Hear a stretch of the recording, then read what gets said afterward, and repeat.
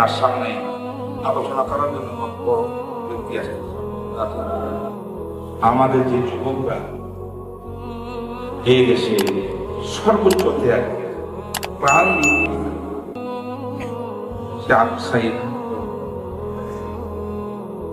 সেই শহীদের কাতারে ইতিমধ্যে সবাই জানে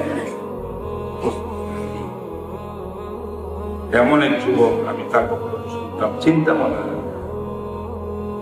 এত সুন্দর, অনেক বড় দেশের অভিজ্ঞতা, জুলুমের বিরুদ্ধে বক্তব্য তার সামনে আলোচনা করার জন্য ব্যক্তি আছে। যে বিদ্যুতের বলিয়েছে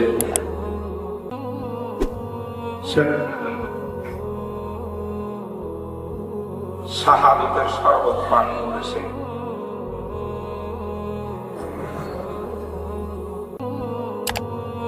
এই যুবকের জন্য দেশের সর্বস্তরের মানুষ দোয়া করতেছে।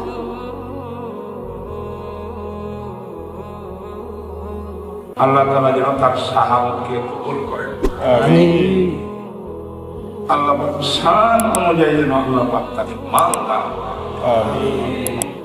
এই এক শহীদ থেকে শিক্ষা নিয়ে যেন এই দেশে আমরা অবিচারে আর লিপ্ত না হই, শুধরাই যায়, দেশকে সুন্দর করে, জুলুমকে আর যেন।